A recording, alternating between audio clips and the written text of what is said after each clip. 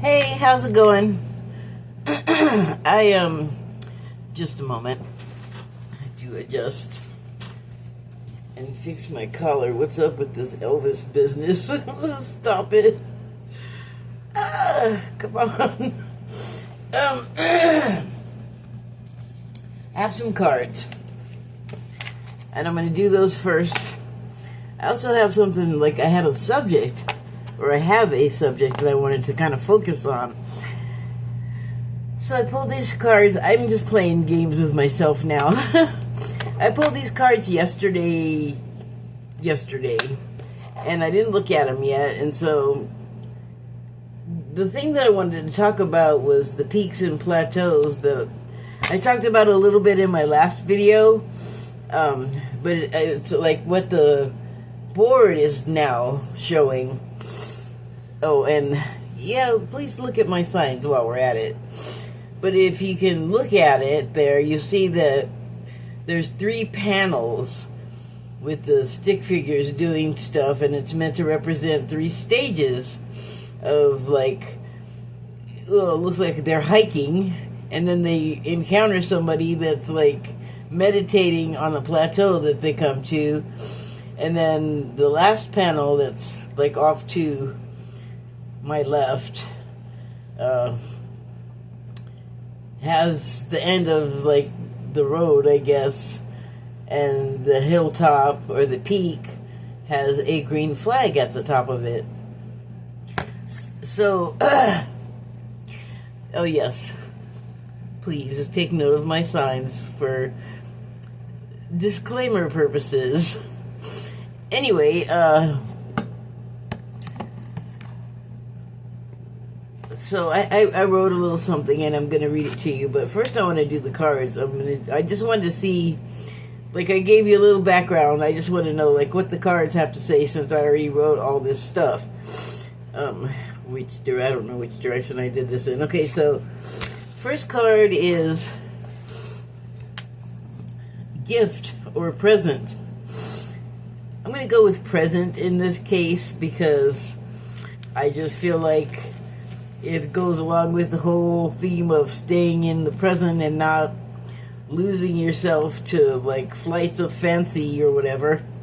So the card says, look inside yourself all you want. You already are abundance. Resources, your wish granted. So, there's another reason I said that about the present, is because I came across one of those, like, I think it was a Buddhist teaching, and it was an exchange of conversation between 2 people, and they were discussing the present and, you know, why to stay in it and not, like, focus on the past or the future, like what may be that we just don't even know yet, really. And to just stay focused in the present, because the present is where all the good stuff is, and it's a gift. That's why it's called the present. So, I just felt like it applied to that card. Okay, and so here's the next one. It's like a pinwheel. And the card reads, to love without expectations is to be in heaven. You know, in light of it, wow, I'm getting like real hot all of a sudden. In light of like what I've been sort of learning lately, like take consciousness for instance, and like universal consciousness, like on the planet, this planet, Earth, and or Gaia. What if, like, having like Gaza in mind?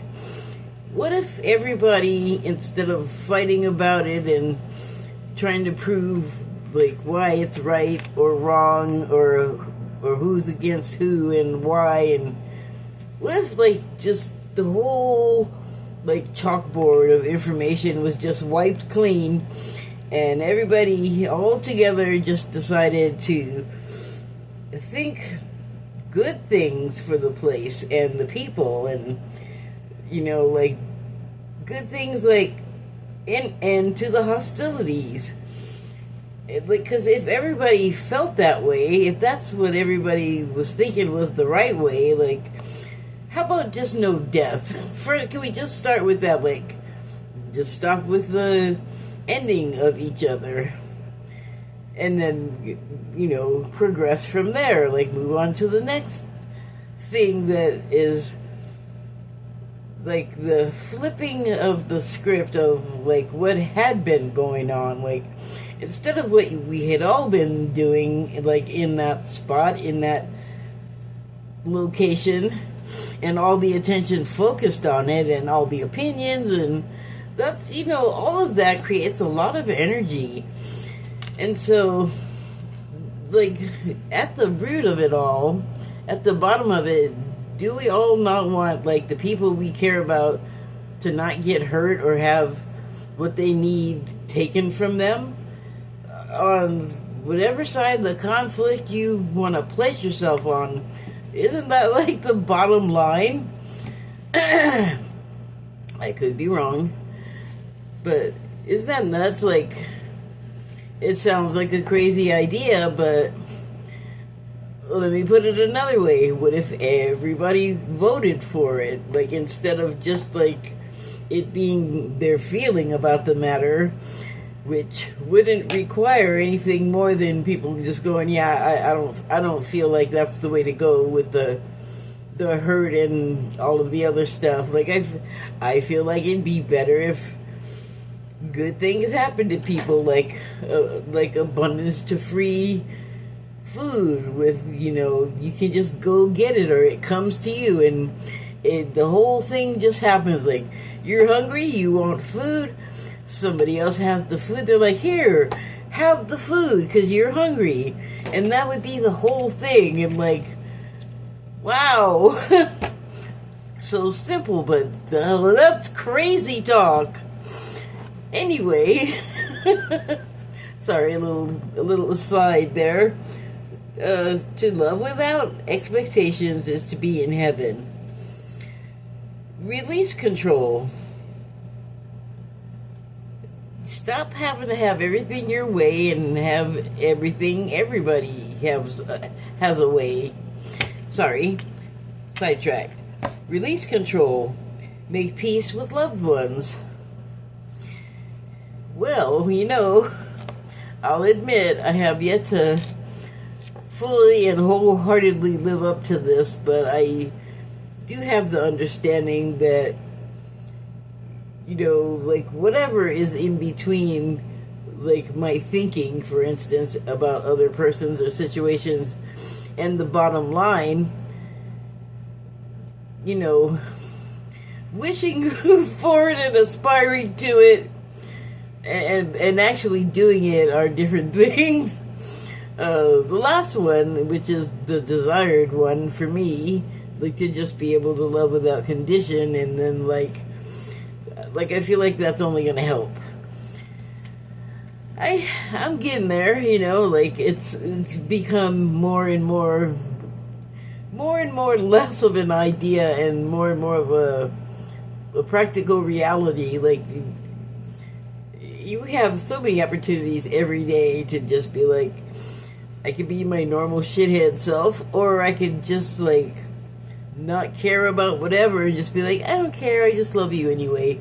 Like maybe you feel about your dog or something, except you mean a person, you mean a people. We all, I think, have a hard time with that. And we do, like, we give it to each other. It's not just dripped up out of nowhere. We perform that service for each other. But that's a whole other discussion.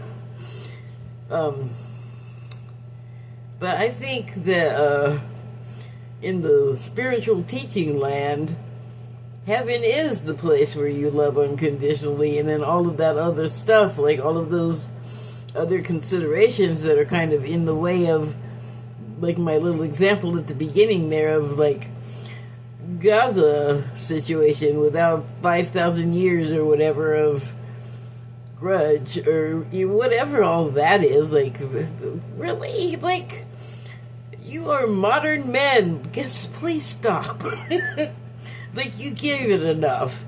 Try something new. That's all I'm saying. Though that's not all, but so yeah. The card says more. Release control. I already read that, but I'll just read it again. Release control. Make peace with loved ones. So I kind of got lost in the sauce on that last line, but what I was getting at is loved ones is everyone, regardless of how you feel about them right now. Sort of, I don't know, compartmented off somewhere else is not all of this framework, set dressing, life stuff the way it is. That I kind of think the whole reason we're here, like, well, not the whole reason, like, we all have many, many reasons for our existence and what we're doing and all of that, but I think that a big thing is, like, while we're living out these individual paths, there is also, like, you gotta think of everybody else, and in like in a in a better way than we currently do. And I mean, like, think of them as another you, like another cog on the wheel, actually, or another, you know, part of the mechanism, like whatever it is, you know, another bee in the hive. And so if we work together, like as an uncentralized sort of independent mass, like everybody kind of knows what they got to do to make like everything function that we all use. And we can do that. Like we're changing that right now.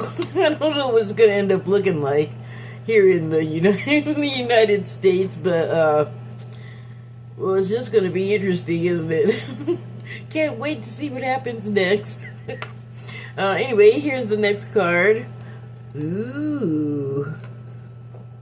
That is a compass.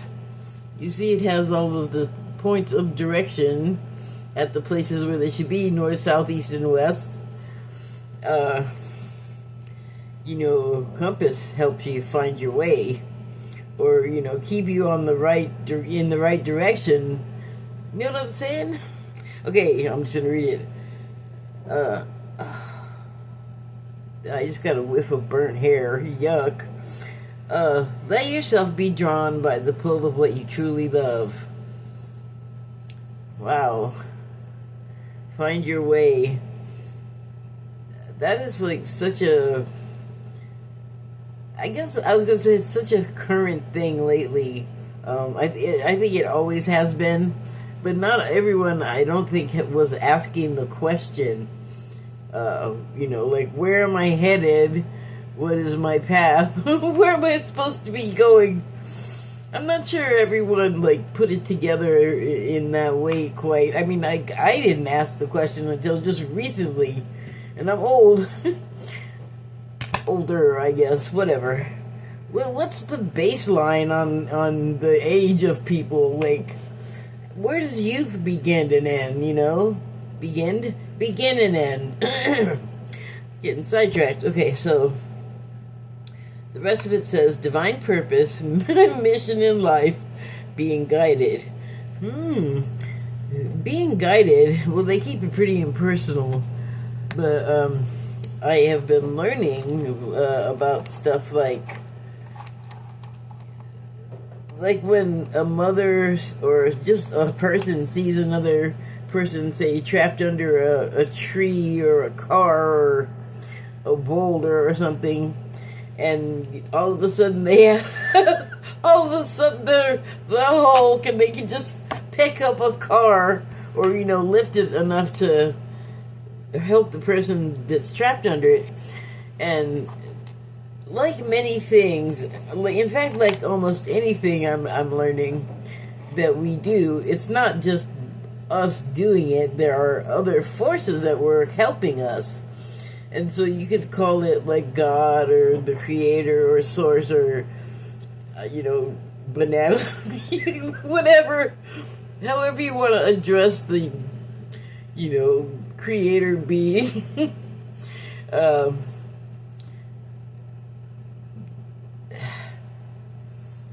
There are like a number of sort of sub-creator beings that work in service of spirit or the source, but also their work, like say we're talking about angels or we're talking about like guides, which this is what got me started, because this is talking about guide yourself.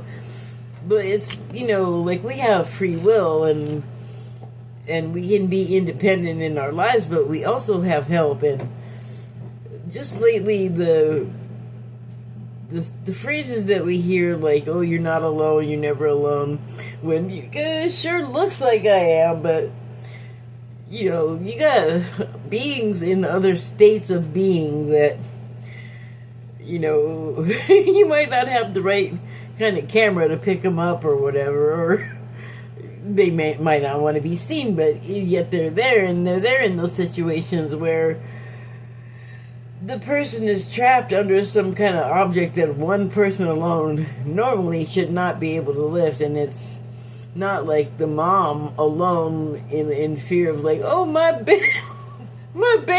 I don't know why it was gonna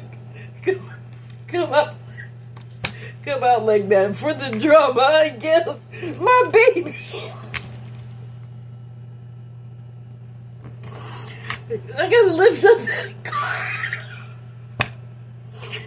Well, just imagine, or even believe that several other helpers are assisting you to make that lift. And that's in, like I said, like every situation. Like say you're a painter and you paint some kind of crazy, like amazing picture or landscape, whatever it is, and it amazes you. You're like, that was like an out-of-body experience when I was painting that, and that is because it kind of was.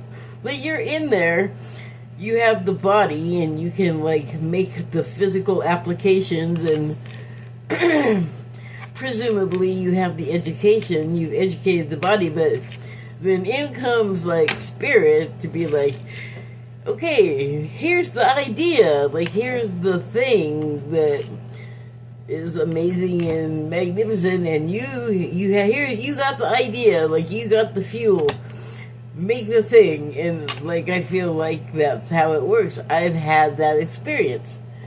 Not with painting, but I'm a writer, and it definitely in fact I need to work on that more, but that's not what we're talking about. But what I'm saying is, like, we often have the idea that it's just us. And this is definitely an opinion for the ministry of and now I forgot the rest of it. Unpopular thoughts, opinions. So, yeah, I mean, it definitely sounds like religion, but I don't know. Did you hear me say religion stuff in here? It just happens to be the case. And I mean, if you think about it, especially with the lifting up of the car thing, and you just all of a sudden shapeshift into the Hulk. That's not what's happening there. It's a funny thing to think about, though. And the other thing to think about that I think is actually the case is kind of funny and mind-blowing and interesting too. So, okay. Next card is this here flower. I feel like it's lotus, kind of, but it also feels like it's chakra-y and in motion. And the core is kind of like the amber, but also like the energizer. And it says, why be unhappy when your soul is in full bloom? Well, that's something we have to work on if that's the case. I feel like we get so far in life and stuff just starts to make sense in a different way, but like a clearer way sometimes. What am I talking about? I'm not sure.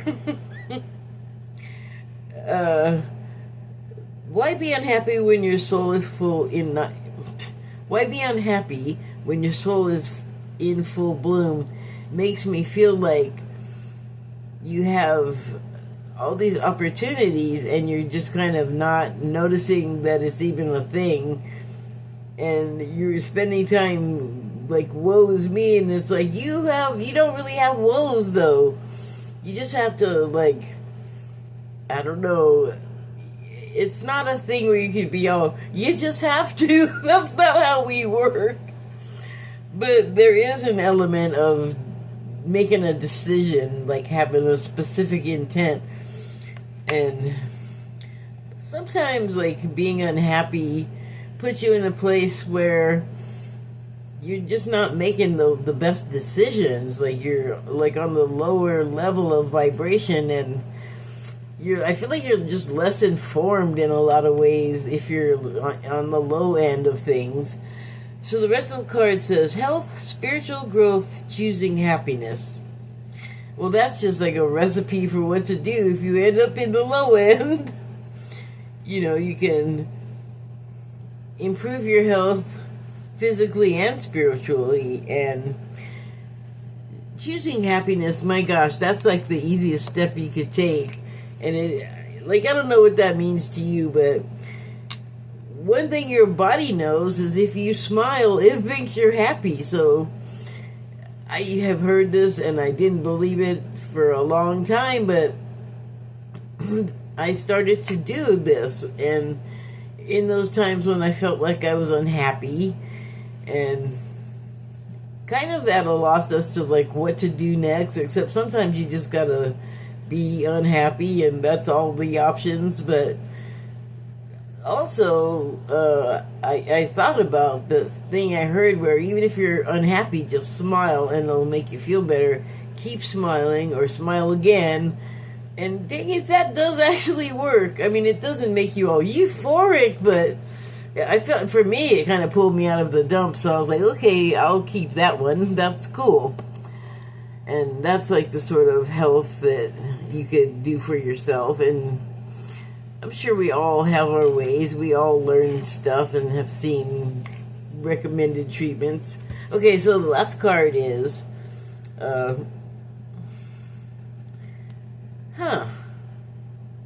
it came out reversed. That does not happen that much. In fact, I thought, oh, you know what? I think I saw it was reversed, and I went to turn it around, and I was like, you know what? I'm just going to leave it. So I'm turning it the right way so I can read it. I guess I could have read it upside down, but anyway, it's this card, which is reminds me of the Hangman card so much. And it reads, try something different. Wasn't I talking about that earlier? Surrender. Yeah, surrender all that old aggressive stuff. Here, just hand it over. Surrender it to whatever kind of disposal system you got going on in here for that kind of thinkery. Don't push so hard. Let grace carry you. So, if I think about this reversed, that just doesn't work with the whole rest of the reading, kind of, because it's, well, actually, let me take that back. If I reverse this and think of it in context of the Peak and Plateau, it is almost this panel exactly where you're sweating up the hill and it's hot and you finally make it up there and you get there and some dude's all in the lotus position just kicking it and you're all, what? But this guy is like a sign to stop and take a breath, and that's why I wrote pause for a moment on there, because something that I know that I didn't make a habit of it at all until I started getting into the spiritual stuff, but like stopping and taking a moment to assess what you've just been through, or like that's a metaphor for like emotional stuff for me, the climbing. But with anything you do, like regularly or for a while, you get stronger, you develop a tolerance to like the pain, and you just get better at it, you know, and if it's like emotional pain or sadness, eventually you start to feel better. Like whatever you do during the period from like ground zero of hurt to where you start, you know, feeling better and getting that vibration up again and getting happy, I think that's like a very personal and individual process. I don't even know if I can articulate it so well for me, because that's changed a lot. Like even like if like some kind of relationship goes bad or doesn't go the way I wanted it or whatever, over the years I've noticed that the time that I'm feeling bad about it ending, and this is not to say that the feeling itself is smaller or you know, I feel it less. That's not the case, but I guess I just have learned that I don't really enjoy that space of being sad and at a loss about something, and I've just learned to be more like, I'm not trying to be glib here, but more like, well, that happened, and then just kind of looking at it, like examining what happened. And once you're through climbing and you reach a flat spot where you can sit down and take a breath, or stand there and look around and see how far you've come, like that's a place that you get to gradually, you know, like you don't start out with the initial hurt or like the first hurt ever at its inception. Oh my God, I mean, for me it was like I was addicted to, I think addicted to that sad feeling where I could just wallow in self-pity. And it wasn't even like had like people I could just be all, oh, woe is me too, and it was like, that's never, like, people don't want to hear about it. And also, like, for me, just kind of keeping it to myself was part of it. Like, just having this, like, people knew that like something happened, but what I was going through, I'm sure I talked about it because I never shut up, but I don't feel like I was able to just be all pouring my guts out to people so much, because maybe you can talk about it a little bit, but if you're still feeling the same way 6 months later, they're like, man, you need to see somebody, because you can't just, it's not healthy to just stay in that place. And so that was something I did when I was younger, and whatever it is, you know, age, the passage of time, other stuff happening, I don't know what it is, or I just developed like calluses. And probably the main thing is that I realized, like, being in that space and wanting to be in that space, none of that is good. Like, you need to move on. And so here, you know what? Let me just read this thing I wrote, because I'm kind of just saying what it says, and it's much tidier. If I can find the beginning. Okay, so peaks and plateaus, because at some point there are no valleys.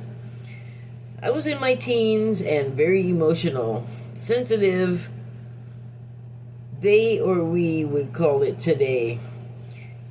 As a journaler from 4th grade, I made a lot of use of the habit to work through those pre to teenage years.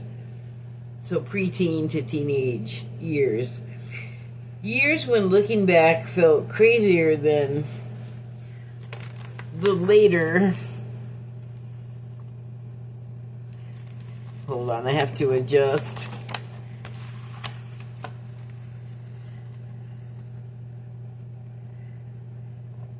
So, pre to teenage years.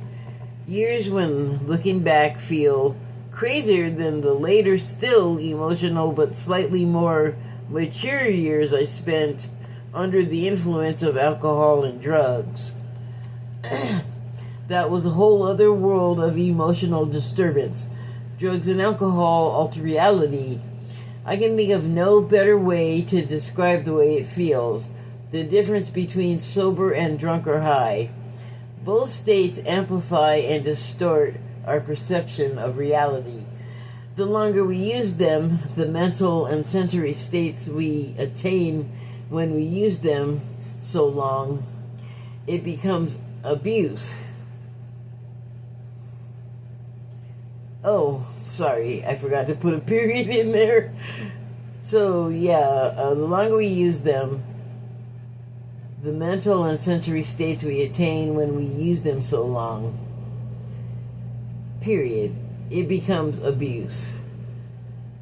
Causes a bleed through of the inebriated state to the unadulterated state. Hangover, psychosis, triggered by the body's need to reinstate that feeling. Feeling place.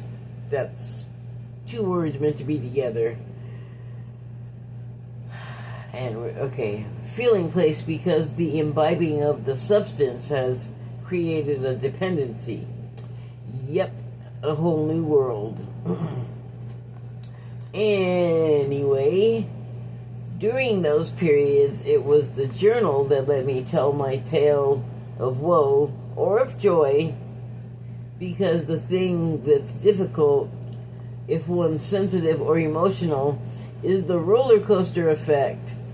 Your feelings are up and down, left, right, and I felt like a banned plastic shopping bag caught up in the air during a windstorm. The journal... Oh, I lost a page.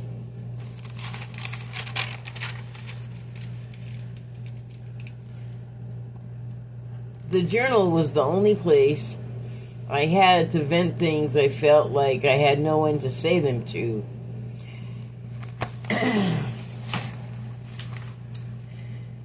It was a big help with cataloging what I was feeling and why.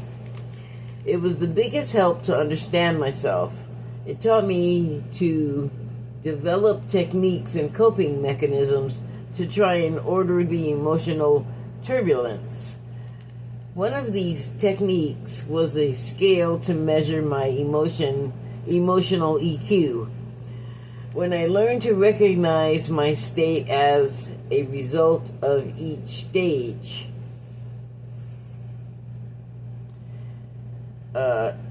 it might start off as a low feeling or that feeling of being in a low place. So I started to rate what my level of emotional state in this way. A valley is the low. A peak is when you feel like you're on top. The best, nothing above. In between, on a spot that represents a leveling off, are the plateaus. For me, a time to stop and take a rest, a break, to take stock of and appreciate the progress you've made after the emotional turmoil. We do grow up and move on, we get beyond the buffeting of emotions and we learn to regulate our sensitivity. At some point early on, I dropped the valleys. It was many years, heartbreaks, and advances before I reached the stage of not needing to go low and backward in my consciousness evolution. I began to see lower vibrations from a different perspective eventually. Back then, I did love a good wallow in self-pity.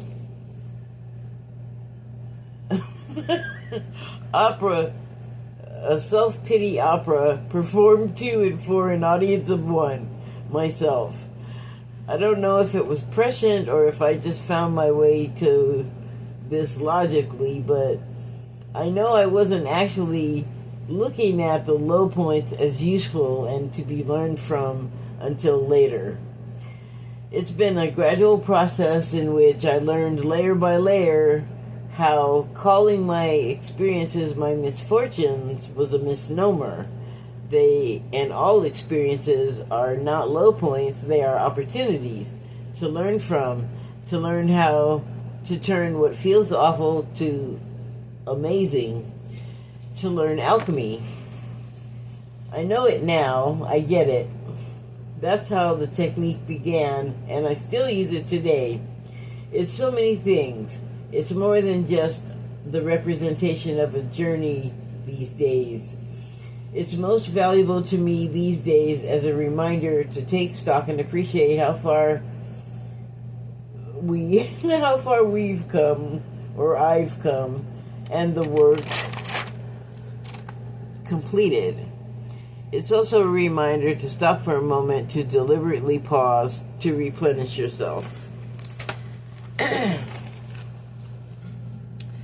So,